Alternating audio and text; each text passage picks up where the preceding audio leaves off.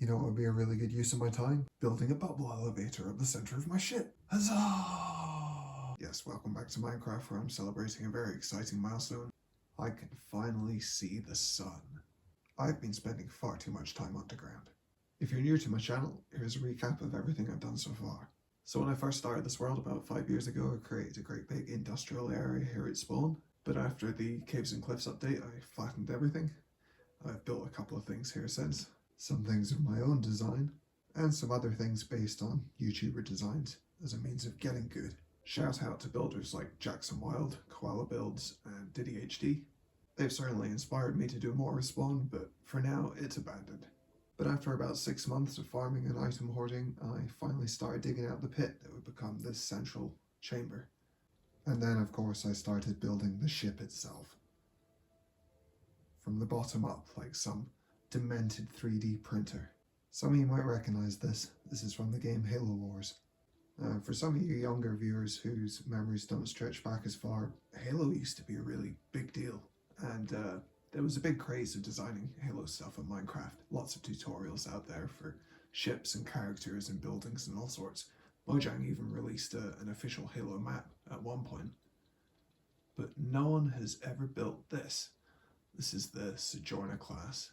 Foreigner Dreadnought from the game Halo Wars. I've built her to be 255 blocks tall, which at the time of the design was as tall as the world got. And as far as I'm aware, she is the only one ever to be built. And on survival, no less. With the ship underway, I began working on the first of the adjacent chambers, the jungle room. And then I began working on my ice cavern, by far one of my fastest builds. It was around this time that I began working on the nether hub. Each of these doorways has a rail system that links to all the various farms and biomes and generated structures. Everything I need, the new face of industry. It was also around that time that the only player ever to join my world and help me for an extended period of time came along and helped me lay the foundations for this. Central storage. Probably would never have turned out the way it did were it not for his help. I can't remember his gamertag exactly, I just know his name's Calvin, so Calvin, if you ever find this video series, thanks a lot, dude. Hope you're doing well. With central storage complete, I began working on the aquarium. Tunnel leads into the aquarium in the north, southwest, and east positions of the central area. It's a tunnel within a tunnel. The water goes slightly underneath and above the glass, so you're walking through it. But as you can see, I still have some decorating to finish. And of course, I began working on the mega trees. I began with the roots all the way down there that punch through the diorite and spread out into the central space, and then built up to the thinnest point of the trunks. It's about 30 meters. More or less. And then came the crystal chamber. A very slow and awkward build. I hadn't long finished the ice room when I started working on this one, so I had great ambition, but it was a really challenging build in the end. Frustration with the crystal room, I looked for excuses to get away and started working on the gardens at sea level. Have a desert, a little farm space, a little cherry grove, a little frozen section, and our spruce forest, a couple of different trees. Found that scope goes with endstone pretty well. A little swamp here, very small nether space. And of course I took the time to decorate underneath the trees. Anyway, after the crystal room was finished came a dramatic shift in how I went about building my stuff. The issue was the upper parts of the trees. I honestly had no idea how I was going to go about doing these on survival. But until this point, you know, I just improvised everything. I just winged it on survival. But no, with these monstrosities came the need to fly. So for the first time I created a creative copy of my world and started building these up. I used blocks. I didn't use wood. I used different blocks that were really easy to identify and take photos of. And I assumed this would be the only time that I would ever do it, but it's just become what I've done ever since. Is it faster? I don't know. It makes planning easier, but then I have to build everything twice.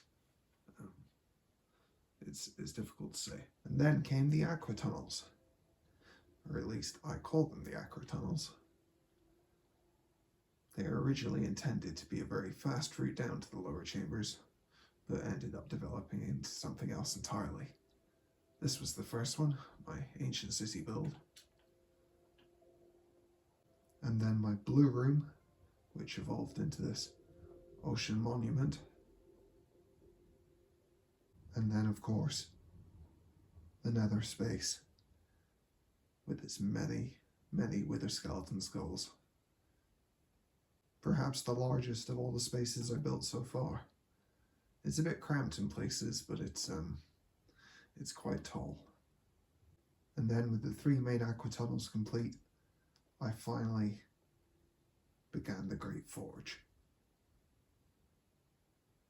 This, of course, was my last video, and I am particularly pleased with it.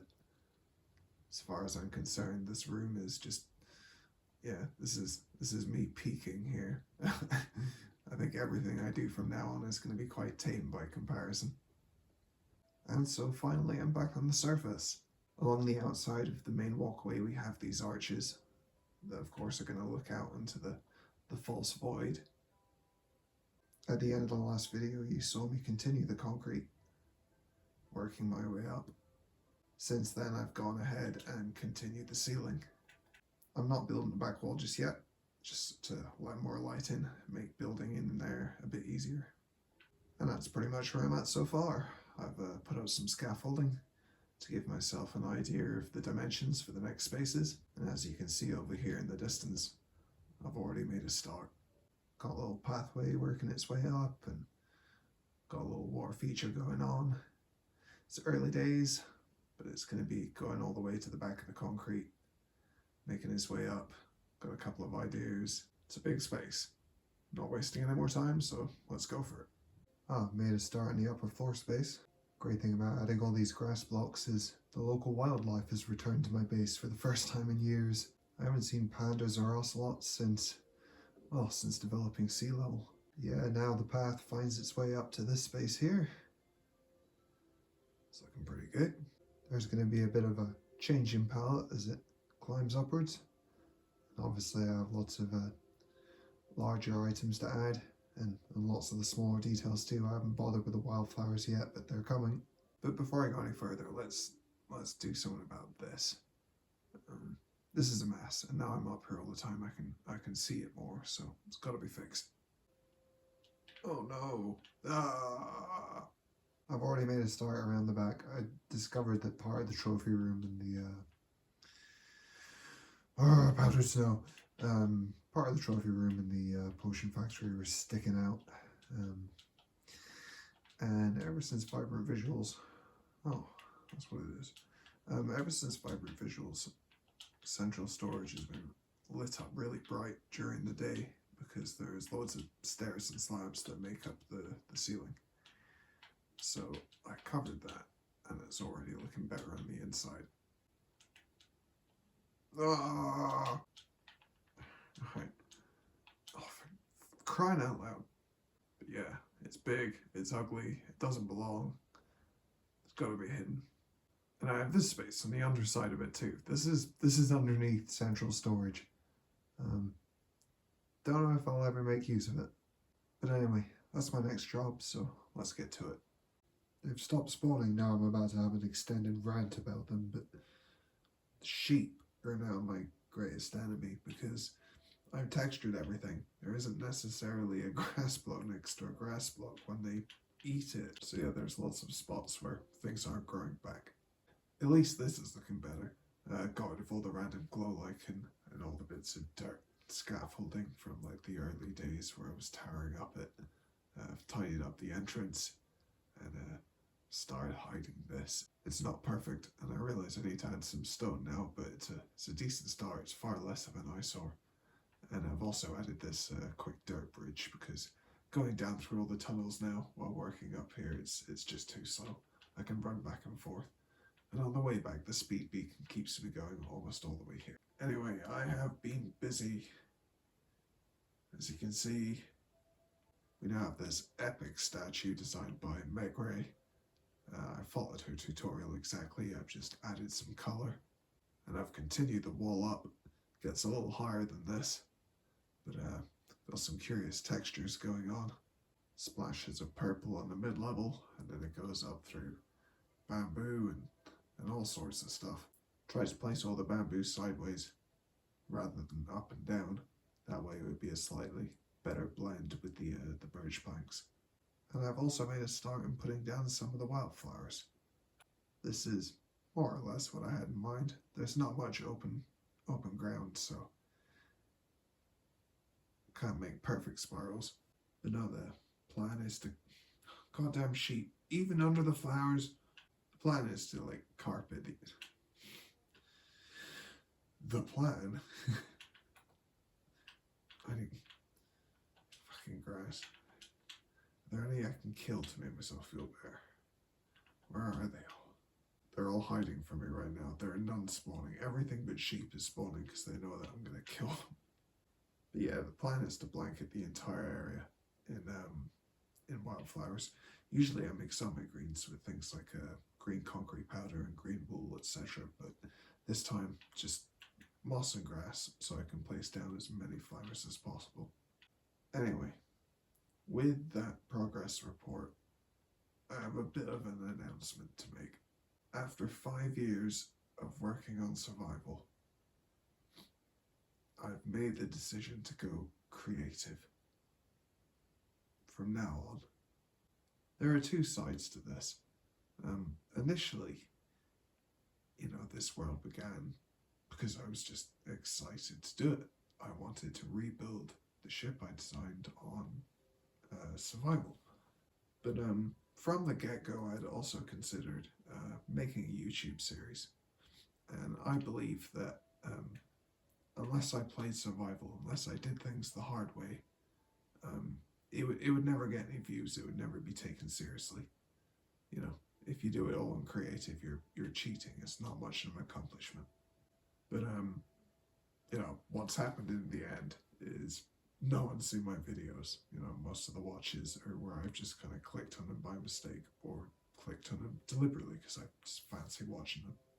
Meanwhile, people with creative builds and time lapses and cut, copy and paste and so on are getting millions of views.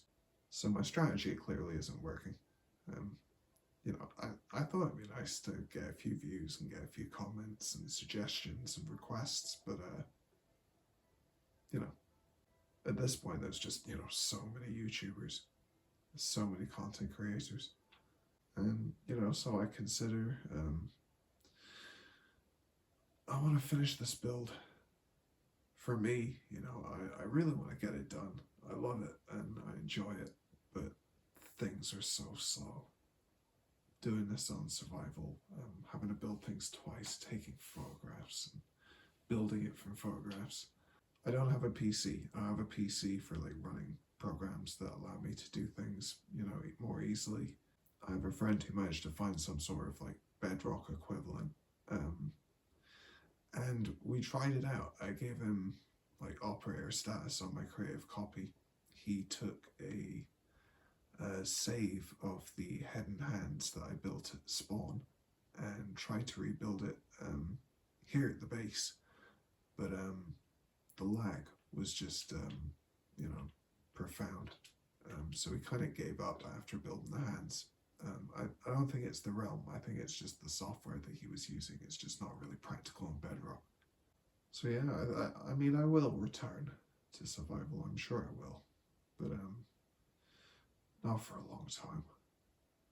I want to get the mid-level of the base, all 8 segments around in the circle, finished at least, because it's just taking forever.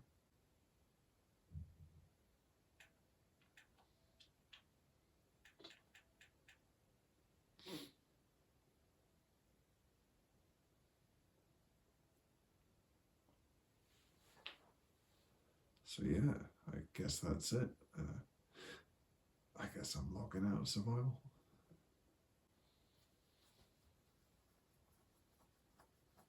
One annoying byproduct of this is I need to redo this.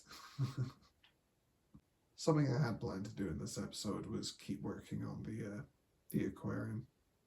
I've marked out some coral here on creative to see what it would look like. Early days, still more to do. I was also going to add some planets, as well as an end city. And one other thing I was planning on doing as a final kind of pointless send-off. I replaced the little lava thing here with this. And I'm pretty sure that I have Nautilus living in this body of water here. And of course I have ancient tunnels from way back in the day before the Nether Hub. So my plan was to flood the tunnels, put down rails in the water, put Nautilus in a minecart and move them all the way up to spawn, then all the way across to where I am now. And, you know, obviously build a more attractive little aquarium for them to live in. I may still do it. There is no point. But it's my trophy room. It must be complete. Where would I find suspicious sand? I don't even know where I would find that. There could be anywhere. Just type in sus. I suppose this raises one question. Am I going to use unobtainable blocks now that I'm on creative? And I think the answer is no. That being said, I want this in the trophy room. Because we were promised this. When this was added to the game, they told us we'd be able to piston this. I was totally prepared to build a flying machine to push this thousands of blocks all the way to my trophy room. Just one block would have made me happy. There is better. And a suspicious stand, because they can get it on Java. Bastards. Anyway, now I'm done screwing around. Let's see what I actually had planned for all of this. Or at least planned so far. So on this side, I've gone with giant multicolored mushrooms. Been building some at an angle. Not sure how to describe this, but yeah, kind of fancy style mushrooms. As well as giant torch flowers. Here's one that's not quite as big. Haven't really started putting down the wildflowers here yet, but yeah, might as well carpet it now. There's also lots of pathways that take you up over the mushrooms. Let you find your way up, go to various locales. And on this side, lots of water, yet to be filled with plants. I've decided this statue is a gelfling, by the way. I went and added pointy ears. I happened to be watching a Dark Crystal Age of Resistance at the time that I was building the statue, so decided to go with that theme. And then this here is the beginning of a giant flower of some kind. Just trying to layer up the leaves as best as I can. This line of blue wool here is going to be a long green vine that kind of curves its way down. It's going to have bell-shaped flowers hanging from it. I'll probably borrow a bit off this mushroom here, just modify it slightly. There's also going to be some pathways on both sides that kind of come along the top here and around in front, because this is where the best views are. And then the ceiling will all kind of slope down to the edge of this circle. There'll be nothing beyond this grey line. It'll come to a nice, neat finish. And then this circle here, directly above the crystal, is going to go all the way up to the surface, the outer skin of the mountain, however high up that is. It's going to allow daylight to pour down into this space. It's going to be one of the few spots where that happens. But yeah, I guess this is where I'm at now. I am on creative. I have a lot to do. have the space here. Don't know what's happening here yet. Need to finish all of this. I need to figure out what's happening right there. Need to finish this space here. There's going to be something that makes its way across and into the mountain. Don't know if it's going to slope down or if it's going to be a causeway kind of bridge thing that goes across. I considered having a great big drawbridge, giant chains that kind of lower it down.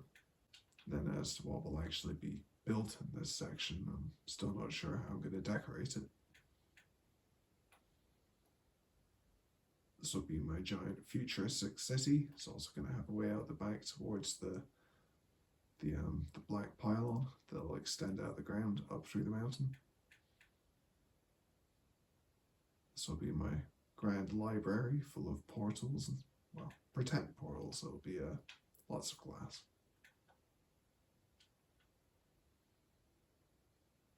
Here I'm going to have my desert space, and there's going to be a really cool tree here. It's inspired by a Lego bonsai tree that I just finished building recently. And then we'll come to our pale forest, and I have a feeling that I'm going to build Cthulhu in the background.